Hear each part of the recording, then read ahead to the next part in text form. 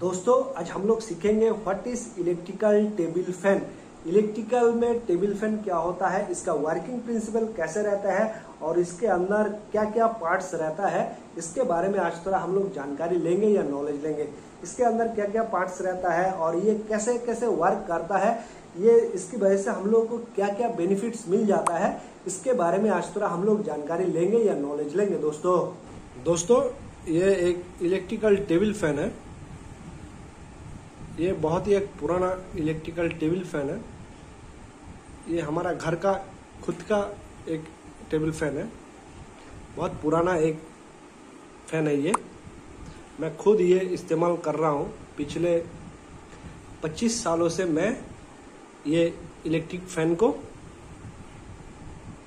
Electrical table fan को मैं इस्तेमाल कर रहा हूँ पिछले 25 साल से।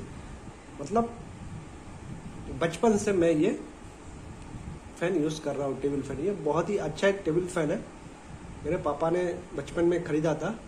मैं जब छोटा था बचपन में मेरे पापा ने खरीद के लेकर आया था हमारे घर में, ठीक है।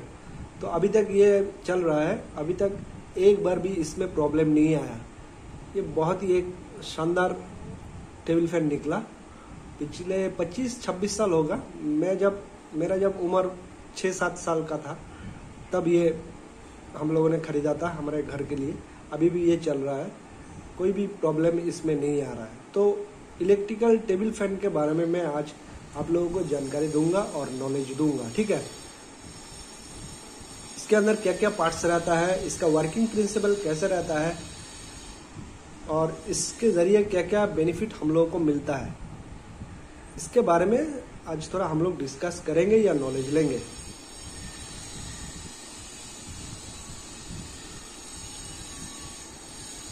बहुत ही पुराना, मैंने थोड़ा क्लीन नहीं किया है मैंने ज़्यादा क्लीन नहीं किया, नहीं तो और भी दिखने में अच्छा लगता था। इसमें थोड़ा कचरा जम गया है, ठीक है। पिछले 25-26 साल से इसको हम लोग यूज़ कर रहे हैं, ठीक है। इलेक्ट्रिकल टेबल फैन जो होता है घर के लिए बहुत ही एक यूजफुल होम अप्लायंस है।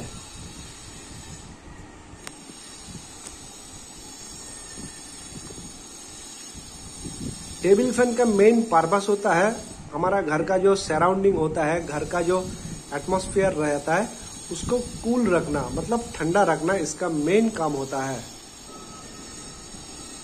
मतलब घर का जो टेम्परेचर होता है उसको कूल डाउन करना और दोस्तों अच्छी तरह से वेंटिलेशन प्रोवाइड करना इलेक्ट्रिकल टेबल फैन का मेन पर्पस होता है। एक टेबल फैन में पावर बटन भी रहता है। जैसे देखिए ये जो व्हाइट वाला स्विच देख रहे हैं, ये पावर बटन कहलाया जाता है। ये अभी ऑफ कंडीशन में है, दिखाई दे रहा है, ठीक है। अभी ऑफ कंडीशन में है, देखिए ये अभी ऑफ कंडीशन में है, ठीक है। तो इसको पावर बटन कहा जाता है। अगर इसमें देंगे एक में चलेगा, ठीक है। अगर 2 में देंगे तो और जोर से चलेगा। अगर 3 में देंगे तो और भी तेज चलेगा, ठीक है। तो ये मैक्सिमम स्पीड बढ़ाता है, ठीक है, फैन में। तो और ये मिनिमम होता है, ये सेकंड वाला है और ये मैक्सिमम वाला है, ठीक है। और ये ऑफ पोजीशन है, तो इसको पावर बटन कहा जाता है फैन का, ठीक है। और ये पावर कॉर्ड है, इसके जरिए इलेक्ट्रिकल फैन को सप्लाई दिया जाता है, ठीक है। ये पावर कॉर्ड है।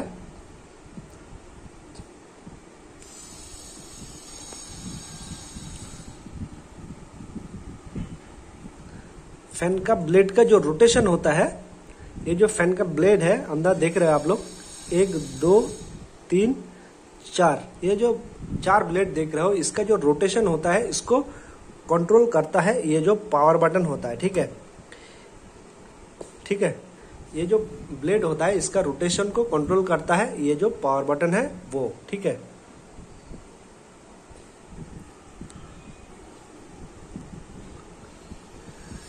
जब हम लोग इस पावर बटन को ऑन कर देते हैं, 1 में दे देते हैं या 2 में दे देते हैं या 3 में दे देते हैं, मैक्सिमम पोजीशन में दे देते हैं, तो इलेक्ट्रिक सप्लाई जो होता है ऑफ पोजीशन से ऑन, जब हम लोग इस पावर बटन को ऑन कंडीशन में लेके आते हैं, ठीक है, तो ये जो मोटर होता है, पिछले ये जो मोटर होता है, इसके अंदर जो मोटर रहता है उसमें सप्लाई चला जाता है और मोटर स्टार्ट हो जाता है। ठीक है, ये जो मोटर है इसके अंदर मोटर रहता है। ठीक है, अंदर देखिए मोटर रहता है। ठीक है, ये कवर है। ठीक है, इसके अंदर मोटर रहता है। तो जब हम लोग इसको ऑन करेंगे, ऑन करने के बाद सप्लाई तो पहले से इसको देना पड़ता है। ठीक है, ये कॉर्ड के जरिए सप्लाई पावर प्लग में इसको दिया जाता है। जब वहां से स्विच ऑन करेंगे तो सप्लाई तो यहाँ आ जाएगा। ठीक है, लेकिन ये जो पावर बटन है इससे ऑन करेंगे तो सप्लाई डायरेक्ट ये जो मोटर रहता है फैन का, टेबल फैन का, उसमें चला जाता है। उसके बाद ब्लेड घूमने चालू हो जाता है। ठीक है,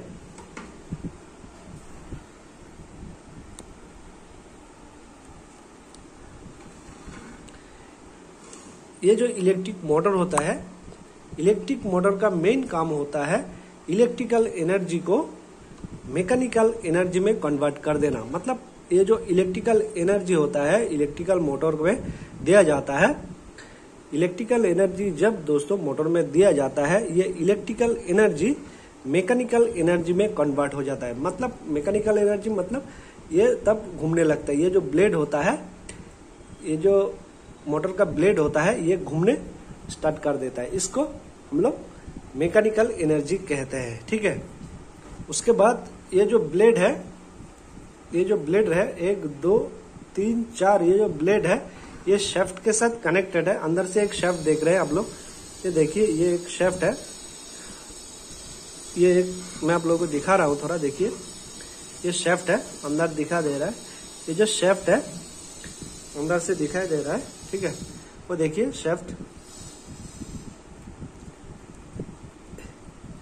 ये जो शेफ्ट है, ठीक है, ये जो शेफ्ट है ये घूमने लगता है। ठीक है, शेफ्ट के साथ साथ ये ब्लेड भी जुड़ा हुआ है, इसलिए ब्लेड भी घूमने लगता है। ये शेफ्ट है मोटर का। ठीक है, इलेक्ट्रिक टेबल फैन का जो मोटर का जो बॉडी होता है, ये देखिए बॉडी, ये इसको बॉडी कहा जाता है। ये बॉडी है, ये भी बॉडी का पार्ट्स है, ये भी बॉडी है। ये स्टैंड कहा जाता है, ये भी बॉडी के अंदर आता है। ये स्टैंड है, ये बॉडी है। ठीक है, तो ये जो बॉडी है इलेक्ट्रिक टेबल फैन का, ये बॉडी हो गया और ये स्टैंड हो गया। ठीक है, ये पूरा कास्ट आयरन का बनाया हुआ रहता है। ठीक है, ये पूरा कास्ट आयरन का बनाया हुआ रहता है, स्टैंड भी और दोस्तों ये जो बॉडी है, बॉडी भी। ठीक है, कास्ट आयरन का ये बनाया हुआ रहता है, डाई कास्ट आयरन का, और इसको एल्यूमिनियम एलॉय भी कहा जाता है। ठीक है, इसको एल्यूमिनियम एलॉय भी कहा जाता है। ठीक है, और दोस्तों इसके अंदर जो मोटर रहता है ये सिंगल फेस मोटर है। ठीक है, क्योंकि ये सिंगल फेस वोल्टेज से चलता है, 230 वोल्ट से चलता है। ये सिंगल फेस एक मोटर है, capacitor start and run type motor है ये। ठीक है दोस्तों, capacitor start and run type motor है ये। ठीक है, ये सिंगल फेस एक मोटर है, 230 वोल्ट से ये ऑपरेट किया जाता है। इसके अंदर एक मोटर रहता है सिंगल फेस वाला। ठीक है, ये जो मोटर होता है, मोटर के अंदर 2 मेन पार्ट्स रहता है। एक हो गया दोस्तों रोटर और दूसरा हो गया स्टेटर। इस मोटर के अंदर 2 पार्ट्स रहता है। ठीक है, एक हो गया स्टेटर, दूसरा हो गया दोस्तों रोटर। आप लोग पहले से ही जानते हैं मोटर का 2 पार्ट्स रहता है, एक होता है स्टेटर, दूसरा होता है रोटर। मोटर का जो स्टेटर होता है वो लेमिनेटेड सिलिकॉन स्टील से बनाया हुआ रहता है। आप लोग समझ रहे हैं, इसके अंदर जो मोटर रहता है, मोटर के अंदर जो स्टेटर रहता है, वो स्टेटर लेमिनेटेड सिलिकॉन स्टील से बनाया हुआ रहता है। और इलेक्ट्रिकल टेबल फैन का जो ब्लेड होता है, ये देख रहे हैं ब्लेड, कोई फैन में 4 ब्लेड भी रहता है, कोई फैन में 3 ब्लेड भी रहता है। इस फैन में 3 ब्लेड है। जैसे देखिए दोस्तों, 1 ब्लेड, 2 ब्लेड, 3 और 4, इसमें 4 ब्लेड रहता है। तो ये जो ब्लेड होता है ये एल्यूमिनियम शीट से बनाया हुआ रहता है, ये एल्यूमिनियम शीट से बनाया हुआ रहता है। और ये जो ब्लेड घूमता रहता है, रोटेट होने लगता है या स्वीप होता रहता है, ये पर मिनट दोस्तों, पर मिनट जो होता है 100 आरपीएम से 400 आरपीएम तक होता है इसका आरपीएम। मतलब दोस्तों 1 मिनट में ये रिवोल्यूशन पर मिनट, आरपीएम का मतलब होता है, आरपीएम का मतलब होता है दोस्तों रिवोल्यूशन पर मिनट। हर मिनट में, पर मिनट में ये 100 से 400 आरपीएम तक रोटेट होने लगता है, मतलब स्वीप होने लगता है। ठीक है, इसका मैक्सिमम जो लिमिट होता है रोटेट होने का वो 1000 आरपीएम होता है। लेकिन इसका जो पावर बटन सिस्टम है वो 100 से 400 आरपीएम तक ये रोटेट होता है। ठीक है, तो इसका मैक्सिमम लिमिट होता है 1000 आरपीएम। ठीक है, ये जो इलेक्ट्रिकल फैन है, टेबल फैन है, इसके जो सामने देख रहे हैं गार्ड, ये देखिए, ये जो सामने गार्ड है ब्लेड को प्रोटेक्शन देने के लिए, इसको गार्ड कहा जाता है। ठीक है, ये गार्ड है, ये गार्ड है, सामने भी गार्ड है और पीछे भी गार्ड है। मैं आप लोगों को दिखा रहा हूँ, इसमें पीछे भी गार्ड है। देखिए दोस्तों, ये भी गार्ड है, इसको गार्ड कहा जाता है, मोटर का गार्ड कहा जाता है। ठीक है, इसको तो सामने भी गार्ड है इसका और पीछे भी गार्ड है। ठीक है, इसको वायर मेश कहा जाता है। इस गार्ड को क्या कहा जाता है? Wire mesh. ठीक है, इसको, ये जो वायर मेश होता है ब्लेड को ये प्रोटेक्ट करता है।